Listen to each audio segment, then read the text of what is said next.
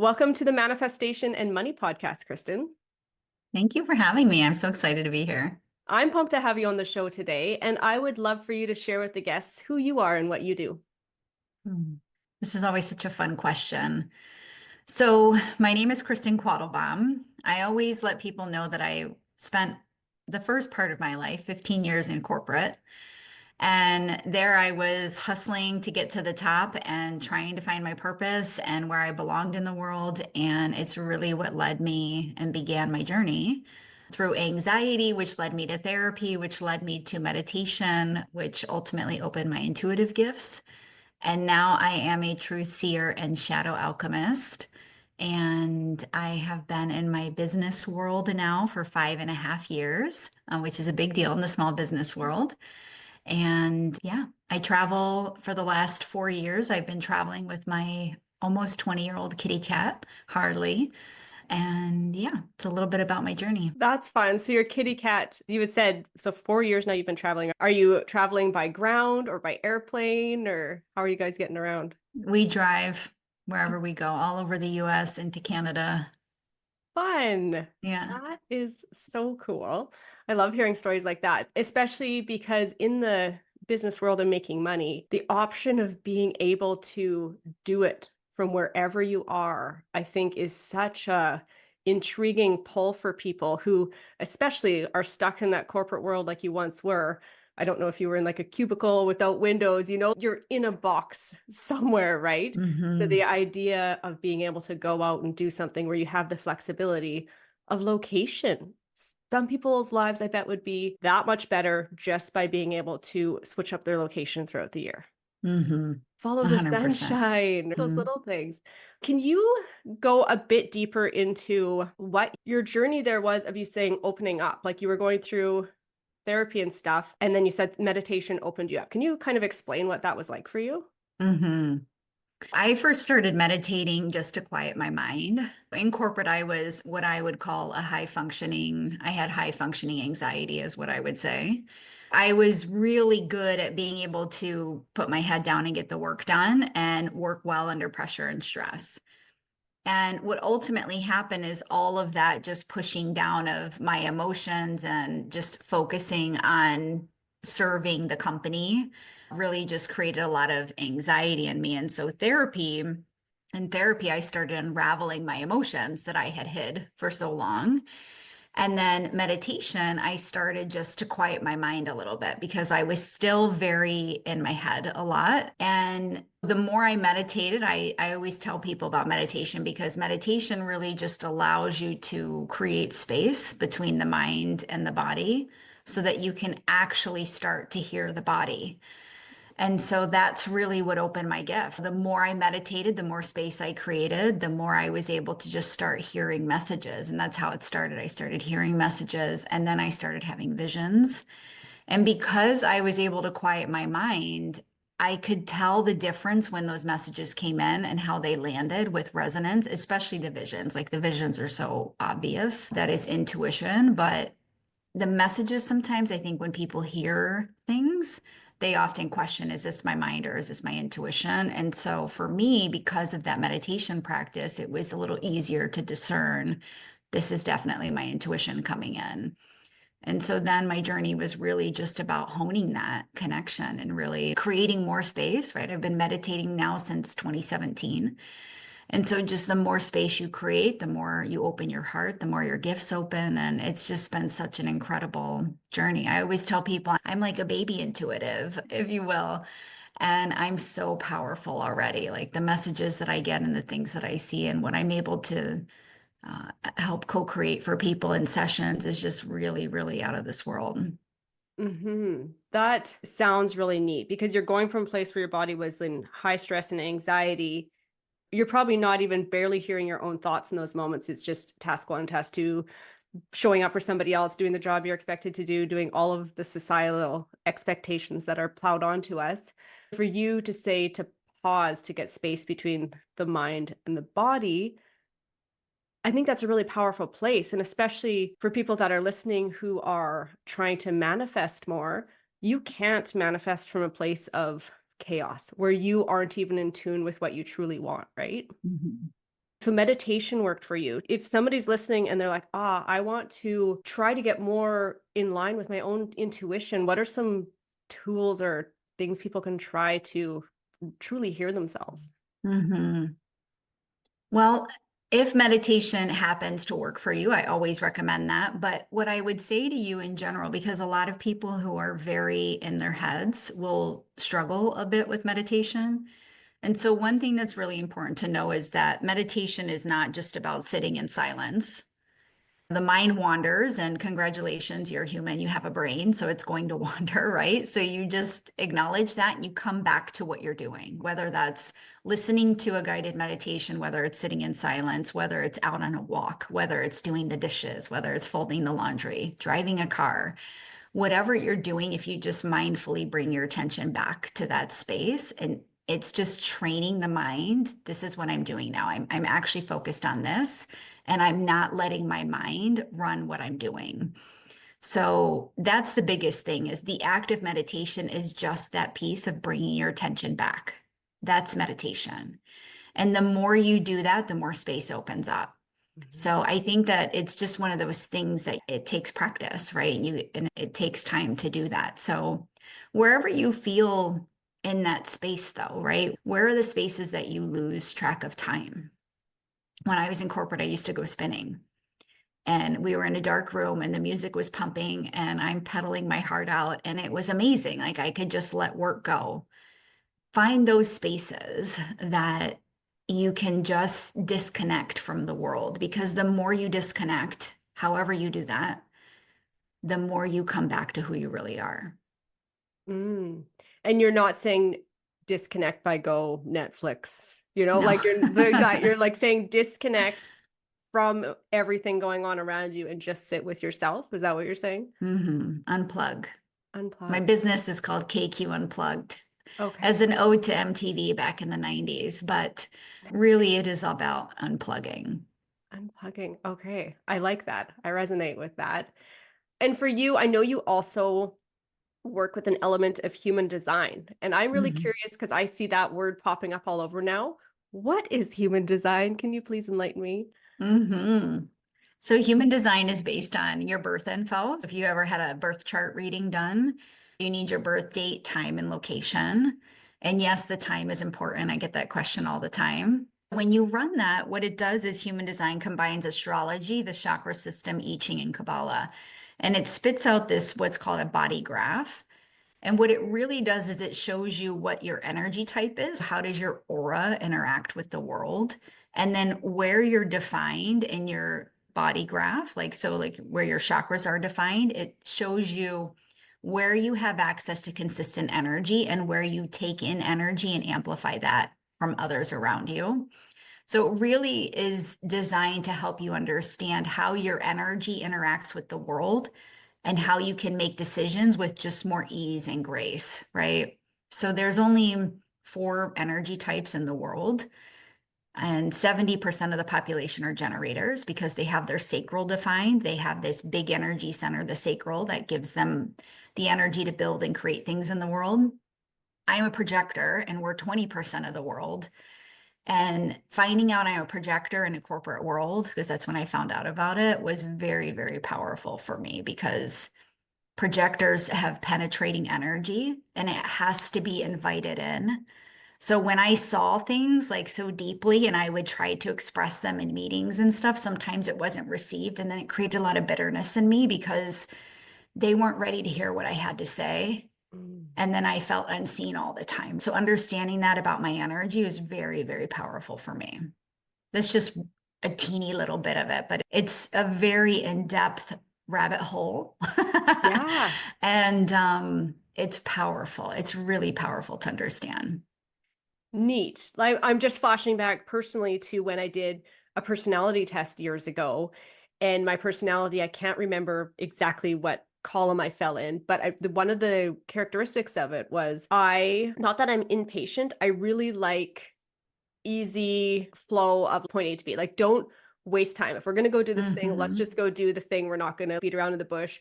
Or if somebody's telling a story and they get stuck and they're like, was it Mary that did that thing or Sue? Maybe, no, I don't even think it. Maybe what, like all of the details that don't matter. I'm like, just get to the point of the story, right? But once I learned about that about myself, I was like, okay, now when I'm in those situations, I can sit back and be like, this is a me thing where I'm feeling discomfort here. Just let the other person say their thing or do their thing. This is me.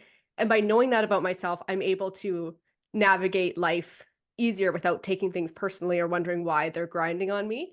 So I can Mm-hmm. see this kind of thing by knowing what your energy type is. You have a similar awareness of how you're going out there and reacting in the world and how Mm-hmm. people are reacting to you. That could be really, really powerful. Mm-hmm. It really is. And there's so many nuances of the chart. There are personality profiles and the way you make decisions. And it's really, really powerful, especially when you get into partnership dynamics. If you're in a partnership with someone and you can look at the two charts together and see Mhm. basically wherever you're different or where there's potential opportunity to clash. Yeah. And so understanding that about each other is really powerful. Hmm. And is that something that you do working with people? Do you take them through that? So I do offer human design readings and so projector style. I'm not formally trained in it, but I'm a 1-3. So the one is like the researcher investigator. I'm like a sponge and I have this ability to basically take in information from a lot of sources and synthesize it in a way that makes sense for people. So using that in my projectorness, I read charts and my intuition as well. And then I incorporate it into my coaching as well. Neat.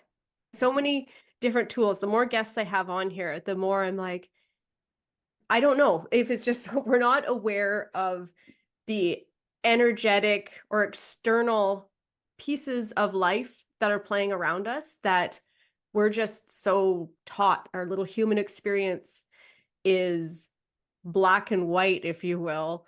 And we're just doing the things and not, so many of us, not paying attention to these other things that play into our life here. Yeah, It's kind of fascinating. 100%. We all have access to intuition. What do you think, from an intuition standpoint, is blocking a lot of people from accessing their intuition?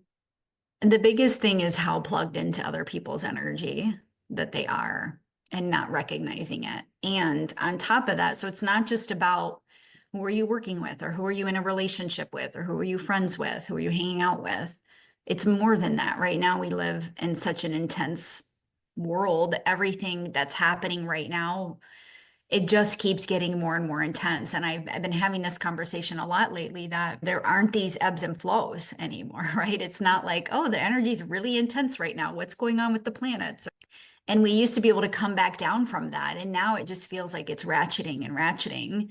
And so it's becoming more and more important for us to really be in tune with our own energy, unplug from everyone else around us, protect our energy, and really honor it, honor who we are in the world. Because the more lost we get in the matrix, Mhm. the less we are here serving what we're meant to be doing here. We're not all meant to be here lost in the energy of society and everyone around us. We're not here to just conform into that energy. We're here to really come into that true expression of ourselves and hone the gifts that we're here to express. Mm-hmm. That is one of my favorite pieces of life. When you see that person who is saying, screw what everybody thought I should be doing. Here's the thing I know I should be doing, and I'm going to go for it. So, working with your clients, what are some things that you do with them to help them link into that truer version of themselves? With coaching, it's funny because I mean, it's really the first basis of it all is really about questioning everything. Everything that you think you should be doing, have to be doing. What are you forcing yourself to do that you don't really want to do? What are you doing blindly because it's just what you've always done? Can you step back and question all those things and say, why am I still not happy? Why am I still not fulfilled here? When we start to actually question that or say, you know what, actually, I know my whole family wants me to do that, but I don't want to do that. And I'm going to say no. And to start rubbing up against the norm and the pressures and all of that, I mean, that takes courage, first of all. And then the other the other piece of it is really, it's about lifing. It's about just building that awareness of how am I responding? How am I reacting to life? Is this who I want to be? And in that questioning process, that shadow alchemy is what I call it, right? Facing your shadows, facing the things that you don't love about your life and leaning into them, right? Why am I afraid to do this? Why am I holding myself back? Being in that space, being in the void and the discomfort of it all, it takes time to be there so that you can get on the other side and see this is actually who I am. And I know that. And the more you ground into that, the more you show up in that space and the more you actually inspire and light other people up to do the same. Like you said, like when people start rubbing up against the norm, Mhm. it can trigger the fuck out of people. It can really trigger them and also magnetize them at the same time. Mm. I mean, they'll be like, I don't love that she says this or whatever, but I'm so intrigued by her. Mhm. And I want to be able to do more of that. I want to be able to express what I want to express and say those things with courage. It's just, it's an unraveling process that I think so many people are afraid to go through. And the reality is, and I would say to you, if you're listening to this, if you feel inspired or you feel that nudge when you're listening to Jen's podcast, from anyone, any of the guests on here, if something in you lights up, it's something in you awakening. Mhm. And that's your sign to follow that. And it doesn't happen for everyone in the world. There are some people that will just go through the motions of life and not ever question it. And that's okay because that's their journey here in this life. But for the ones who it is, we're the ones that are meant to be planting this energy in the world so that other people can start to be inspired to wake up too. Mhm. I totally agree with that. It's like a beautiful ripple effect for those who want it. I am a shy introvert who now has a podcast because I feel like I have things that I want to say and conversations that I need to have with people, which are completely enlightening me to new things. Like I love manifestation, I love money, but I am learning that there is so much more energetic and bigger pieces at play Mhm. here that are actually playing into my life that I am fascinated by it. And those little sparks, when somebody else sees you light up, yeah, like you said, they can take it or leave it, but you might spark the next person to be like, well, that's a really interesting theory, Mhm. cause them to question their belief or cause them to do their own research on the thing and cause their own little ripple effect within themselves of unraveling. And I think shadow work in there is extremely important.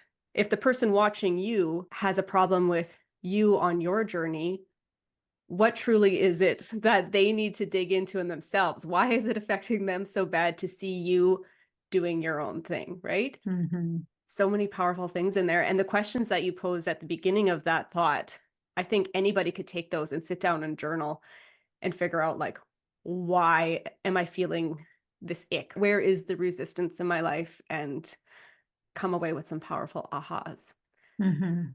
So that was all really cool stuff you just shared. I would love for you to share something like your most favorite part of working with clients, your most favorite process that you do with people. It's definitely the intuitive work. Well, I do love the intuitive work. The intuitive work is surprising to me all the time. So when I was in corporate, I worked in the project space. And so there was always change and new things happening, right? And so in the intuitive world, when I do readings, I never know what's going to happen. I mean, I've experienced mediumship, I've experienced DNA healing, past life regression, like just so many different things. And it's incredible. I've gotten messages from society where I know this is a collective message. I've understood things like bullying and autism, and these messages come to me that are just so incredible. And like I said earlier, they land with such resonance. I don't need to go Google them or find them in a book somewhere to believe them. That's what's really cool. And basically, I get paid to experience healing and to facilitate healing for other people, right? It benefits me just as much to facilitate that because it lands in the energy of both of us while I'm doing it. It's so incredible. And it never ceases to amaze me, the things that happen when I do. circles, sometimes I'll do like mini readings for each person in the circle and the things that come up. And it's the themes you'll see in a space of strangers that come together is really, really amazing. And I get to smile each time and say, this is what I'm here to do. I'm in alignment. This is my purpose. And it's for someone who sought that for so long in corporate, it's really powerful for me to feel that, to have that self-validation all the time. Mhm. And also just to see people find their own expression and their own gifts in the world. That's really cool as well. Knowing that they're out there expressing who the fuck they are, you Mhm. know? Yeah. That's cool. Yeah. And the more that people are stepping up doing that, the more people that will, I think. Mhm. So, what is your biggest piece of advice for other people who are trying to carve their own path? Hmm. I mean, I said it earlier, and that if you have the nudge, follow it. It's your right, it's your responsibility to follow it because you're getting the call. And anything that you're doing to ignore it, and you're afraid of it, whatever that is, I encourage you to face that. And something that I do all the time, because sometimes I have those temper tantrums too, where I'm holding myself back and I'm not doing the thing that I know I want to do. But once I realized that I always do the thing I'm afraid of, I started facing it sooner and sooner, right? How long am I going to suffer in the fear before I just do the thing? Mhm. And so, one thing that I like to do and practice that I have is I'll just, what am I afraid of? And I just write them all down. And then I tap into my intuition and I ask, what is the truth about this fear? And it just immediately alchemizes them, just puts you on a totally different frequency.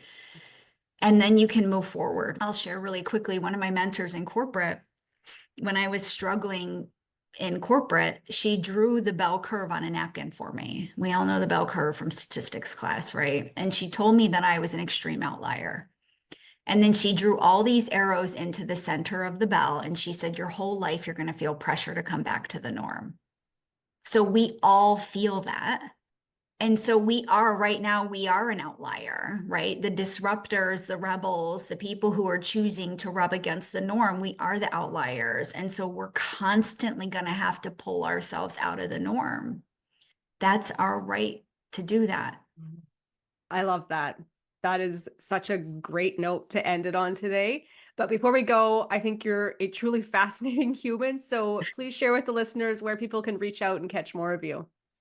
Yeah, so my website is kqunplugged.co. You can find all the links there, really. I'm on YouTube. I have a podcast. I am on Instagram. And I think we're going to link a freebie in the notes here called It's My Wealth and Happiness Codes class. And it's essentially 3 codes that I've learned along my way about finding purpose, tapping into the spirit of who you are, and then your unique expression in the world and what it means to unravel all of those things. So it's worth checking out.